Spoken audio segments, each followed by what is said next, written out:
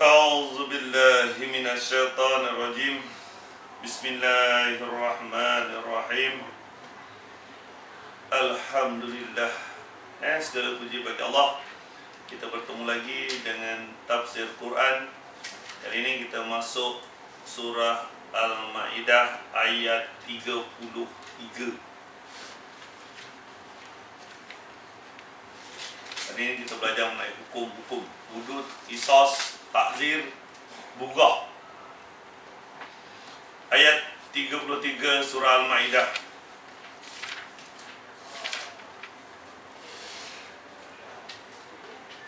Innama jazaa'ul ladzina yuharibuna Allah wa rasulahu wa yas'auna fil ard.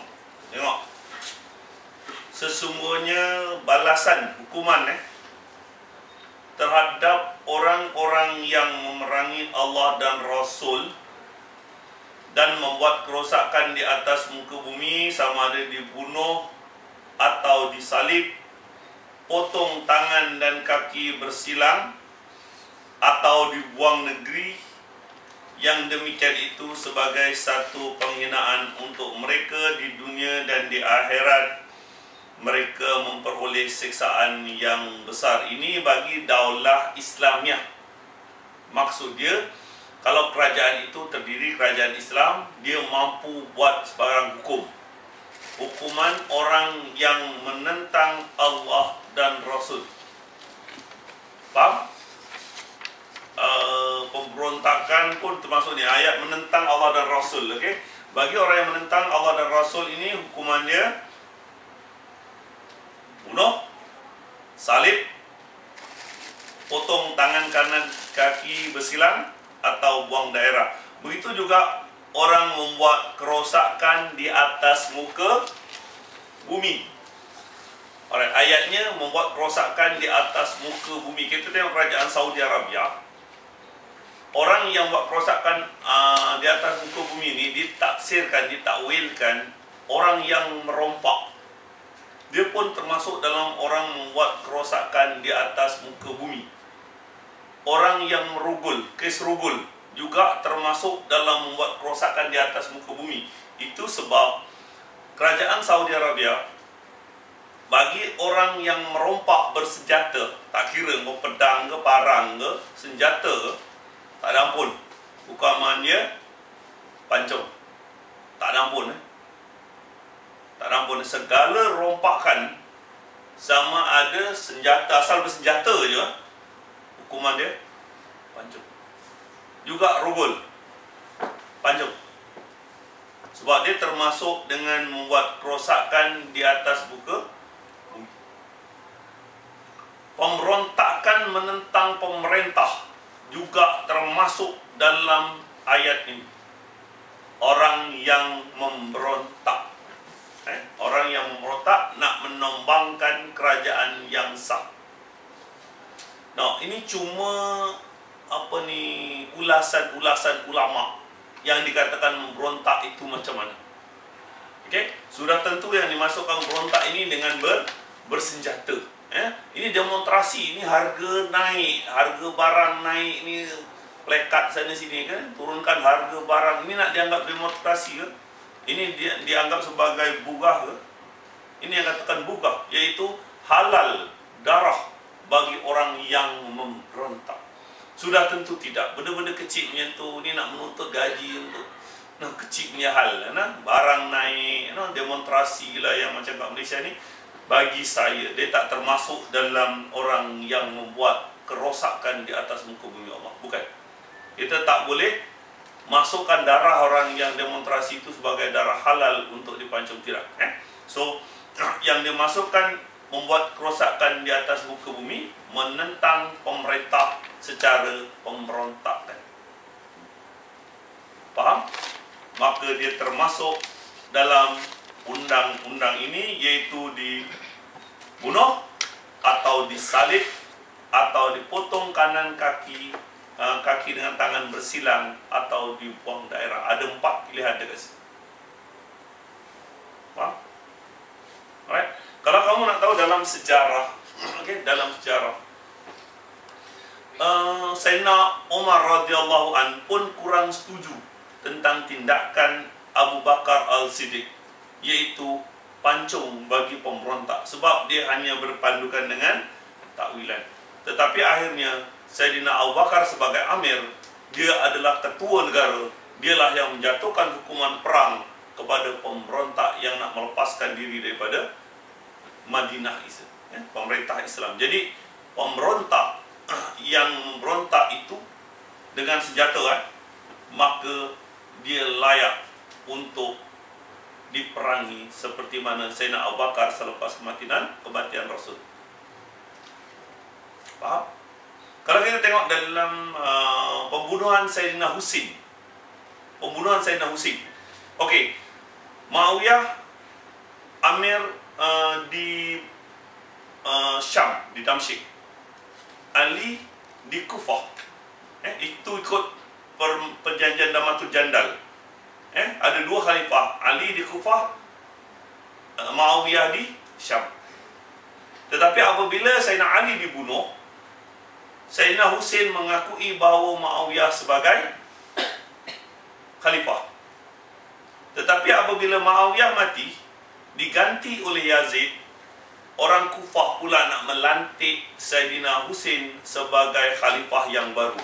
Berarti di situ juga ada pemberontakan, tetapi bukan sengaja, bukannya bersenjata. Tak perlulah sampai dibunuh Sayyidina Husin.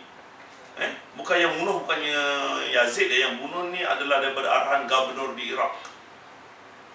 Sayyidina Husin itu dibunuh, satu hal. Dengan anak isteri, dengan keluarga itu, ada 60 orang dibunuh. Memberontak, ia salah. Berhak untuk jatuh, tapi bukannya dengan senjata kan. Bukan Sayyidina Husin guna senjata, apa, dia kepung 60 orang. Tapi itu istihad masing-masing.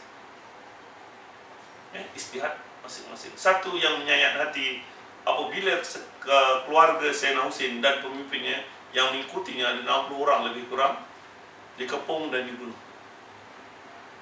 Daripada sisi salah, memang salah sebab dia menjadi khalifah yang baru, tetapi dia tak boleh dibunuh begitu sebab dia bukanlah pemberontakan yang bersenjata. Itu pendapat saya. Mungkin ada ulama berpendapat yang berbeza-beza tentang pembunuhan Sayyidina Husin. Tetapi pada asasnya, kalau orang itu membuat kerosakan di atas muka bumi, menentang Allah dan Rasul, rompakan bersenjata, memberontak bersenjata, hukumannya bunuh. Kita teringat Sultan Salim. Sultan Salim ni Salim 1 ke Salim 2 tak silap, daripada Bani Osman, tentera Inskiriah, tentera diraja dia memberontak berkumpul depan. Okey. So Sultan Salim halakan meriam dekat depan Hagia Sophia. Okey, dia bagi masa, kau nak ikut perintah sultan atau tidak? Tentera memberontak, letupkan bom. Beribu tentera dia sendiri dibunuh. Sebab dia memberontak bersenjata. Faham? Pengaruh raja, tentera diraja ataupun tentera Inskiriah Bani Osman. Ini istihad-istihad orang-orang yang dahulu. Kalau kamu memberontak kepada pemimpin bersenjata, tak ada ampun hukumannya. Bunuh,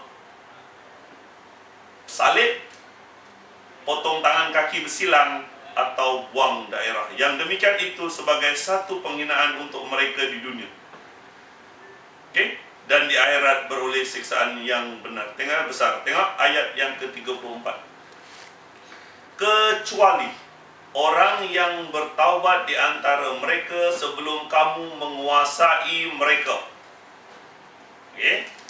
Maka ketahuilah bahawasanya Allah Maha Pengampun lagi Maha Penyayang. Tengok kalau dia bertaubat sebelum kamu menguasai mereka, katakan polis, tentera belum tangkap dia dah bertaubat, bukan dari kepung baru nak taubat. Dah ternampak kalau dekat Saudi tu, kalau dah dikepung, dia tak ada ampun kau, tak ada ampunnya. Kalau dia dah taubat, menyerah diri sebelum ditangkap, tengok, ketahuilah bahawasanya Allah Maha Pengampun lagi Maha Penyayang. Pemberontak-pemberontak Al-Qaeda di Saudi Arabia yang menyerah diri dimasukkan penjara siap dengan swimming pool. siap dengan jin, isteri bawa dekat situ. Sebab mereka itu dikategorikan yang bertaubat sebelum kamu menguasai mereka. Tengok kerajaan Saudi, punyalah kuat dia pegang agama. Mungkin keluar kat surah Al-Baqarah, awak tengok tiap hari, kerajaan Saudi sediakan pemberontak Al-Qaeda, bawa isteri, ada gym, ada swimming pool dalam penjara mereka. Sebab ayat ini, mereka bertaubat sebelum kamu menguasai mereka. Tapi kalau dah dikepung, baru nak taubat, biasanya tak ada ampun kau.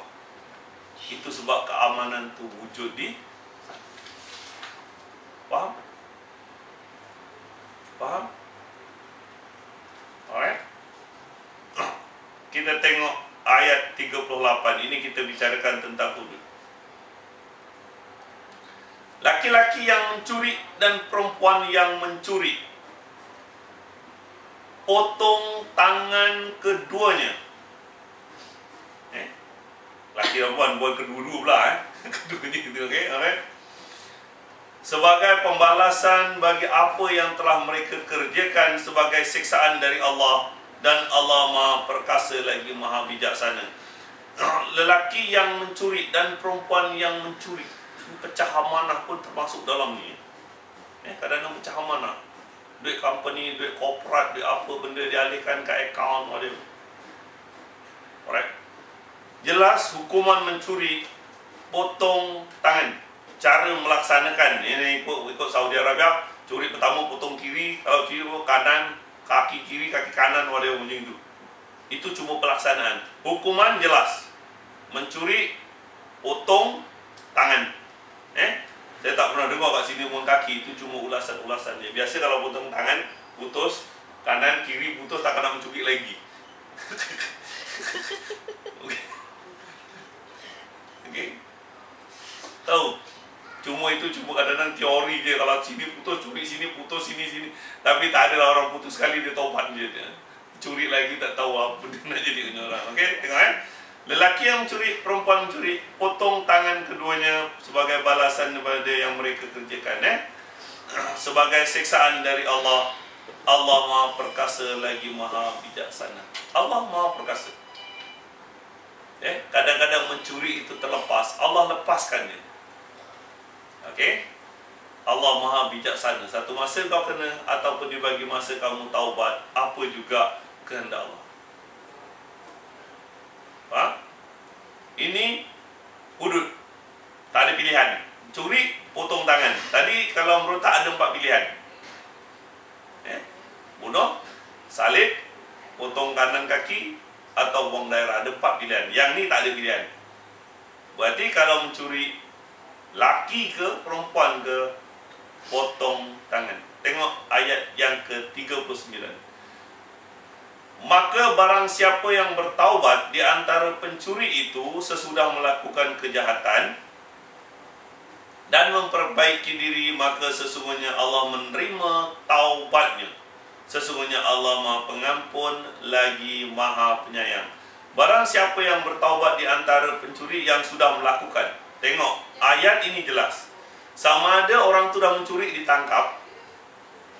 Dia dah mencuri, dah tangkap kan, masih lagi boleh diampunkan. Tengok dengan syarat memperbaiki diri, maka sesungguhnya Allah menerima taubatnya. Ayat ini memberi panduan. Kalau orang itu mencuri, dia tidak akan terus dipotong tangan.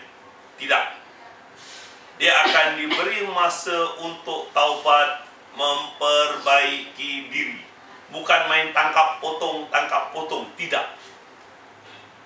Perkataan ayat dekat situ, sudah melakukan kejahatan dan itu memperbaiki diri.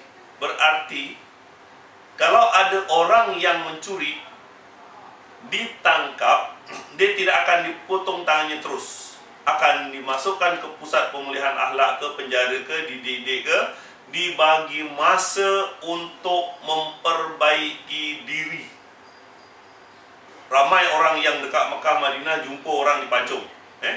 Kes rogol, kes dadah, kes murtad memang jatuh bunuh. Okey, sihir, okey, rompakan senjata memang pancung. Tetapi awak tak jumpa orang Malaysia yang jumpa kat sana orang dipotong tangan. No. Sebab ayat ini dibagi masa untuk taubat. Tengok barang siapa yang bertaubat di antara pencuri itu sudah melakukan kejahatan itu dan memperbaiki diri, maka sesungguhnya Allah menerima taubatnya, sesungguhnya Allah Maha Pengampun lagi Maha Penyayang. Faham? Bukannya curi tangkap potong, curi no. Itu bukan dari agama. Dari agama kalau mencuri pun akan dimasuk penjara ke dimasuk perbaiki diri. Kalau dah lepas juga mencuri 2-3 kali, itu lain cerita. Faham? Ini masyarakat kita agak jahil tentang ayat-ayat ni. Dia ingat curi potong. No. Kau tak jumpa Saudi Arabia potong tangan. Tak. Sebab ayat ini memberi panduan, dah mencuri, masuk dulu ke pusat pemulihan, diperbaiki akhlaknya. Kalau berulang lagi, barulah faham? Lain kan? Bezakan orang yang mendengar Al-Quran dengan orang yang tak mendengar Al-Quran. Okay? Alright? Okay? Allah menerima taubatnya, sesungguhnya Allah Maha Pengampun lagi Maha Penyayang. Awak tengok surah An-Nur. Surah An-Nur, surah yang ke-24. Kita lihat surah An-Nur sambungan mengenai hukum, takzir, hudud dan qisas. Ayat yang pertama, Bismillahirrahmanirrahim. Ini adalah satu surah yang kami turunkan dan kami wajibkan menjalankan hukum-hukumnya yang ada di dalamnya, dan kami turunkan di dalamnya ayat-ayat yang jelas agar kamu selalu ingat. Perempuan yang berzina dan laki-laki berzina, deralah tiap seorang dari keduanya 100 kali dera. Janganlah kamu merasa belas kesian kepada keduanya mencegah kamu untuk menjalankan agama Allah. Jika kamu benar-benar beriman kepada Allah dan hari akhirat, dan hendaklah pelaksanaan hukum mereka itu disaksikan oleh sekumpulan orang-orang yang beriman. Surah yang ke-24. Lelaki yang berzina tidak mengawini melainkan perempuan yang berzina atau perempuan musyrik. Perempuan yang berzina tidak berkahwin melainkan dengan lelaki penzina atau lelaki musyrik. Yang demikian itu diharamkan ke atas orang-orang yang beriman. Dan orang-orang yang menuduh wanita yang baik-baik muhsanat berbuat zina dan mereka tidak mendatangkan 4 orang saksi, maka deralah mereka dengan 80 kali dera. Janganlah diterima kesaksian mereka buat selama-lamanya. Mereka itu adalah orang-orang yang fasik. Hukuman zina kita dah ulas pada tafsir yang lepas. Saya nak mengulas, tengok ayat yang ke-5. Kecuali orang-orang yang bertaubat sesudah itu dan memperbaiki diri, maka sesungguhnya Allah Maha Pengampun lagi Maha Penyayang. Perlu diingat, bagi orang yang telah berzina kemudian dia bertaubat, ataupun orang yang menuduh orang lain zina kemudian dia sudah bertaubat, jangan sekali-kali kamu ungkit perbuatan mereka.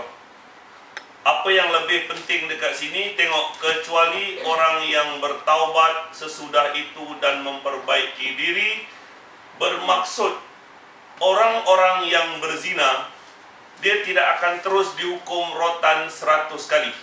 Tidak. Sebab tengok, orang-orang yang bertaubat sesudah itu dan memperbaiki diri, maka sesungguhnya Allah Maha Pengampun lagi Maha Penyayang. Berarti orang yang berzina hendaklah dipulihkan ke pusat pemulihan akhlak dahulu, atau dipenjarakan, diperbaiki akhlaknya dahulu. Dia tidak akan mudah-mudah dirotan 100 kali. Tidak. Begitu juga dengan hukum potong tangan. Ingatlah, sekiranya dia bertaubat, berarti dibagi masa untuk bertaubat. Kalau orang itu memang mencuri, jelas dia mencuri sekalipun, ditangkap, dia tidak akan terus dijatuhkan hukuman potong tangan, tetapi dibagi masa, diberi masa untuk bertaubat. taubat, mungkin dia hantar pusat pemulihan akhlak ataupun dan sebagainya. Itu sebab ramai orang pergi haji, dia pernah melihat orang dipancung kepalanya, tetapi tak pernah orang melihat dirotan 100 kali atau 80 kali ataupun dipotong tangan. Sebab ayat sesudahnya, yaitu kecuali orang yang bertaubat, berarti dibagi masa untuk orang itu bertaubat. Faham? Faham? Itu peraturan hudud.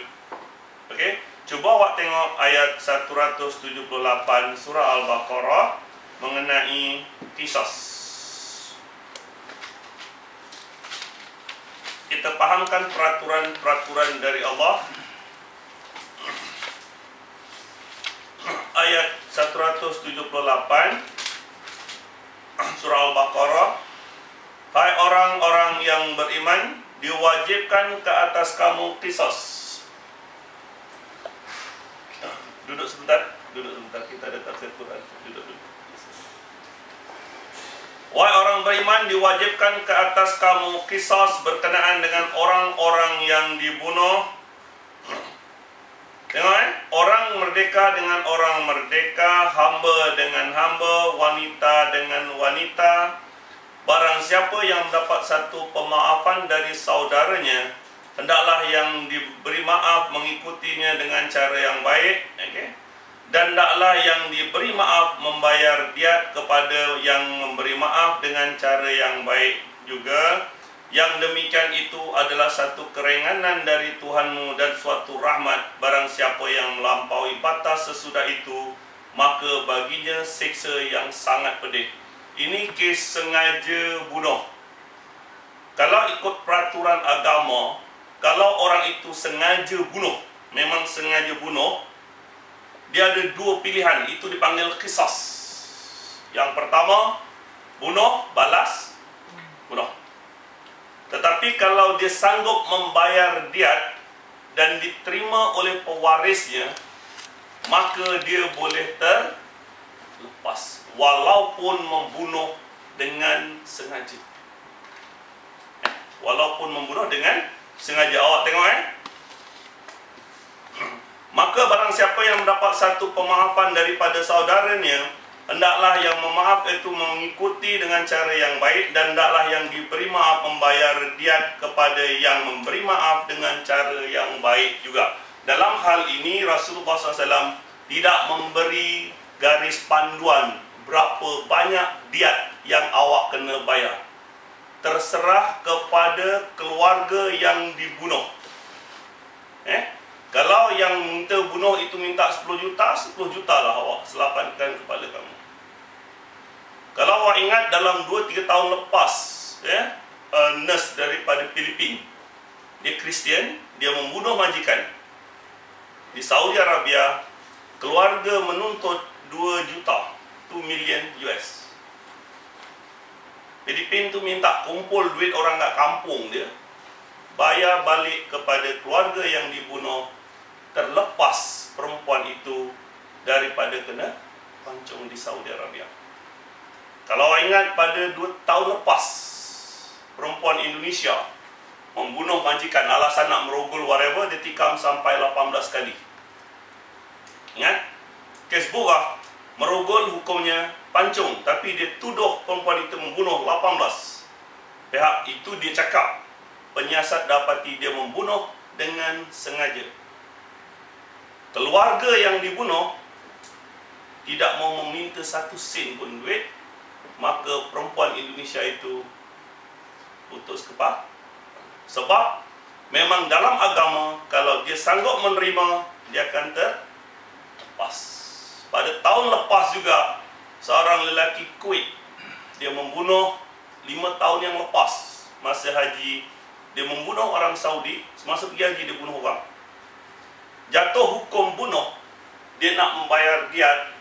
Keluarga Kuwait menyediakan 2.3 million.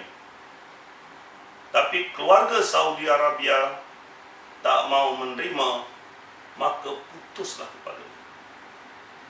Sebab itu adalah peraturan dari Allah. Barang siapa yang menerima maaf daripada keluarga yang membunuh dengan membayar dia, kalau diterima, maka terlepaslah peraturan pancung, itu dipanggil qisas, berarti ada pilihan. Kalau kita tengok keluarga Saudi Arabia ni, ada dua pelajaran yang awak kena tahu. Yang Filipin itu Kristian, dia tak tahu hukum, dia boleh bayar duit. Tapi yang daripada Indonesia dan daripada Kuwait ini, kamu adalah orang Islam. Mereka tegas, sedikit pun tak pandang harta pancung, tetap pancung. Faham? Itu sebab dalam ayat Quran ini tidak diberi jumlah berapa banyak yang dia perlu bayar. Saya ingat saya pada tahun lepas je, keluarga daripada Kuwait offer 2.3 million US, keluarga Saudi tak pandang. Bukan dia soal kaya sangat, dia tak pandang duit, tetapi demi harga. Awak tengok ayat 179. Dan dalam qisas itu ada jaminan kehidupan keluarga bagi kamu, bagi orang-orang yang berakal, supaya kamu bertakwa. Dalam qisas ada jaminan kehidupan. Kadang-kadang awak rasa zalim, hancur kepala. Cuba awak fikir kalau yang dibunuh itu adalah anak kamu. Cuba awak fikir kalau yang dibunuh itu adalah suami kamu, ibu kamu, anak awak seorang yang kamu timang-timang itu dibunuh. Awak anak-anak awak seorang yang awak manja-manja, bakal doktor, bakal lawyer, itulah yang kena bunuh. Suami awak yang cari rezeki seorang kena bunuh. Itu sebab dalam agama, qisas itu adalah untuk kelangsungan hidup, supaya jangan ada anak-anak yatim terbiar bapaknya dibunuh. Faham? Hai orang-orang yang berakal, berarti hanya orang yang berfikir saja yang mengatakan bahawa peraturan Allah ini adalah yang benar. Sebab itu, bagi orang yang berakal, supaya kamu awak tawakal pada Allah. Faham? Okey, itu peraturan mengenai qisas. Kita dah ulas mengenai hudud, kita tahu mengenai qisas. Cuba awak tengok mengenai dia ayat 98 daripada surah An-Nisa.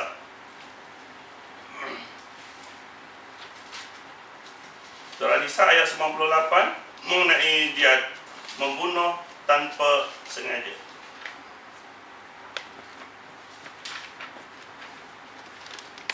Minta maaf. Tadi membunuh dengan sengaja, memang sengaja bunuh. Balas bunuh atau kena bayar? Ya. Tetapi ini membunuh tanpa sengaja. Memang sengaja bunuh. Dia ingatkan pencuri, dibunuh. Rupanya jiran sebelah nak cari ayam lepas. Okay. Ini kes bunuh tanpa sengaja. Tengok, peraturan dalam agama, kalau kamu membunuh tanpa sengaja, memang benar-benar bunuh. Bukan ini memang benar membunuh tapi tersalah orang dan sebagainya. Tengok ayat 92. Dan tidak layak bagi orang mukmin membunuh seorang mukmin yang lain kecuali kerana tersalah bunuh. Barang siapa yang membunuh orang mukmin kerana tersalah, hendaklah memerdekakan seorang hamba sahaya yang beriman serta membayar diat. Alright, tengok kalau orang tu membunuh orang lain tanpa sengaja, hendaklah merdekakan seorang hamba dan membayar diat. Okey, alright.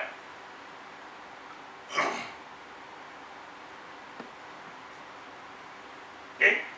Dan yang diserahkan kepada keluarga yang terbunuh, kecuali jika yang keluarga yang membunuh itu bersedekah. Berarti kalau keluarga itu awak memang bunuh tak sengaja, dikata awak tak payah bayar, berarti awak kena cuma merdekakan hamba sahaja, awak tak perlu bayar balik. Kalau yang di keluarga dibunuh itu memang nak, awak kena bayar. Membunuh tanpa sengaja. Kalau dia dia kata awak tak sengaja bunuh, tak payah bayar, lepas. Kadang-kadang walaupun yang kau bunuh tu tanpa sengaja sekalipun, ada anak-anak kecil tu, awak fikirkan isterinya, anak-anaknya dan sebagainya. Awak kena fikirkan. Jadi peraturan Allah ni kadang-kadang yang dibunuh tu keluarga tu memang kaya, dan awak memang tak sengaja bunuh, keluarga itu maafkan, maka awak hanya merdekakan hamba sahaja. Okey, jika yang terbunuh itu kaum yang memusuhi kamu padahal dia mukmin, maka hendaklah dia memerdekakan seorang hamba saya yang mukmin. Ini kalau membunuh jika yang dibunuh itu kaum yang memusuhi kamu padahal dia mukmin. Ini katakan orang Amerika Islam datang ke Iraq, dia ingat ini tentera bunuh. Jadi padahal dia datang untuk dakwah, ziarah dan sebagainya, maka orang yang membunuh itu tidak perlu bayar diat, hanya merdekakan hamba sahaja.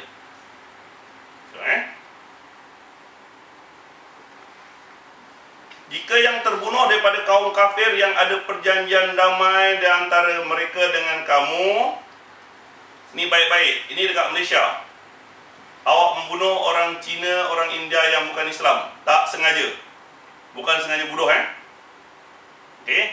maka hendaklah pembunuh itu membayar diat yang diserahkan kepada keluarga yang terbunuh, dan hendaklah memerdekakan hamba yang mukmin. Peraturan. Kalau awak membunuh bangsa lain, agama lain di Malaysia contohnya, sebab dia ada ikatan, maka kamu hendaklah merdekakan hamba dan juga membayar diat. Jumlah yang dibayar dalam sunnah Rasul, jumlah diat yang kena bayar ini, ganti nyawa bunuh tak sengaja, adalah 100 ekor unta, atau 200 ekor lembu, atau 1000 ekor kibas. Lebih kurang berharga dalam 350,000 ringgit. Lebih kurang. Saya katakan lebih. Ini membunuh tanpa sengaja. Itu sebab para ulama mengatakan kalau awak membunuh tanpa sengaja, awak bawa kereta, awak langgar orang, mati. Awak kerana membunuh tanpa sengaja, awak juga tertakluk dalam peraturan ini, iaitu awak kena merdekakan hamba dan juga kena membayar. Ya, dekat situ insurans penting. Dekat situ insurans third party penting. Sebab yang kamu langgar itu kadang-kadang meninggalkan anak kecil, awak langgar mak bapaknya mati, anak-anaknya dan sebagainya. Untuk kelangsungan hidup, dia perlu dilaksanakan. Faham? Dalam sejarah Rasulullah SAW membayar diat kepada Bani Nadir selepas 2 orang Yahudi dibunuh oleh orang Islam tanpa sengaja selepas pembunuhan Bir Ma'unah. Jadi Rasulullah datang ke Bani Nadir menyerahkan diat itu. 2 orang berarti 200 ekor unta. Ketika itulah Bani Nadir hendak membunuh Rasul, kemudian menyebabkan Bani Nadir dikepung, akhirnya dikeluarkan dari bandar Madinah, berlaku pada tahun ke-4 Hijrah.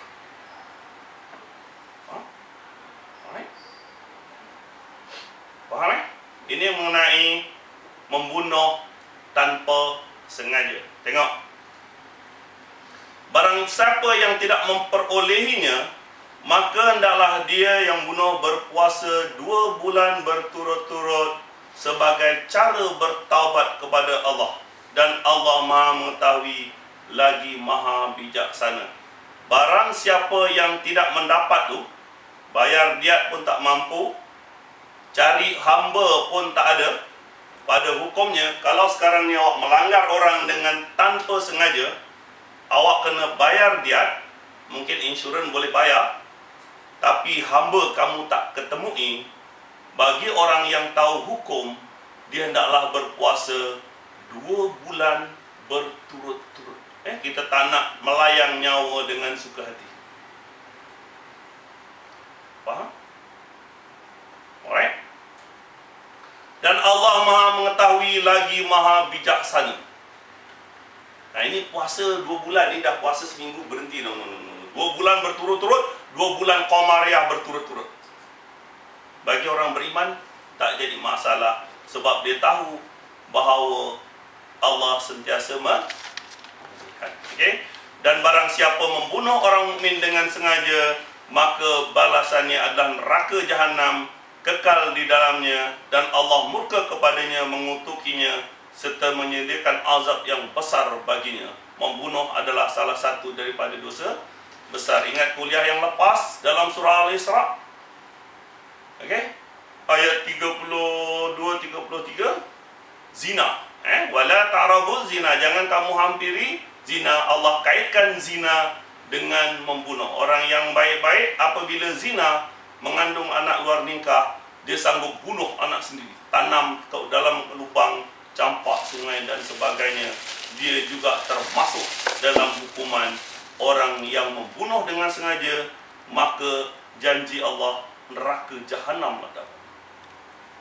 Alright, ingat bahawa zina adalah perbuatan yang paling keji dan dibenci oleh Allah. Wala ta'rabuz zina. Allah tak sebut mengenai jangan zina, tetapi Allah berfirman jangan hampir pada zina. Kalau awak tengok YouTube mengenai ibu anak derhaka, alright, di situ kita mengulas mengenai peraturan-peraturan hukum zina dan juga membunuh. Ingat, membunuh adalah satu dosa yang besar. Okey, jadi awak sekarang faham mengenai peraturan-peraturan agama, mengenai hudud, qisas, ta'zir, dan juga kita sentuh mengenai gubah. Faham? Ada apa nak tanya mengenai peraturan agama?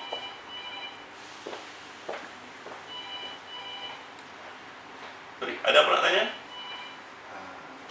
Boleh tanya, tak ada masalah apa. Waktu yang ayat yang tadi itu, dia yang tak sengaja, dia hukuman dia dengan membayar Diat dan apa nama, merdekakan hamba. merdekakan hamba. Jadi jika dia tak mampu membayar diat tu, Dia puasa 2 bulan betul berturut-turut. juga bukan dikira yang Tidak. Dia kalau memang tak mampu, memang benar-benar tak mampu, dia jatuh 2 bulan berturut-turut. Bagaimana pula kalau kita sebagai kaum bapa dan sebagai suami, kepala keluarga, melindungi anak dan isteri bila ada ceroboh dan dengan niat Itu lain. Itu lain, itu intruder, itu lain. Itu tak termasuk dalam membunuh tanpa sengaja. Itu memang awak penceroboh. Itu dah lain.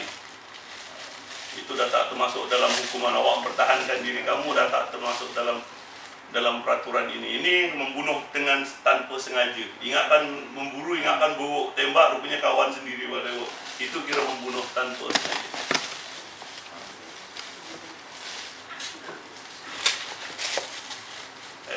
Banyak perasaan ini di Jazirah, sebenarnya di Mekah, Saudi Arabia. Barang siapa yang di sana selalu dia faham. Orang-orang yang memahami tafsir, kalau banyak tunjuk tafsir, insyaAllah kamu lebih faham. Dan dekat sini biasa kalau tak daral, mungkin setiap Isnin pagi kita ada tafsir. Dan saya pusing you boleh masuk dekat YouTube. Kalau masuk tafsir, titik-titik banyak. Zina ke, tafsir titik-titik nusus ke, poligami ke, ada banyak dekat situ. Masuk je dalam YouTube, tafsir, titik-titik-titik poligami. Nanti awak boleh trace yang lain, banyak kuliah mengenai tafsir. Ada apa nak tanya lain?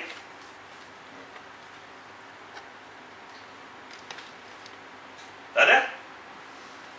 Okey, insyaAllah kita akan sambung kuliah pada minggu depan. Wabillahi taufiq wal hidayah. Wassalamualaikum warahmatullahi wabarakatuh.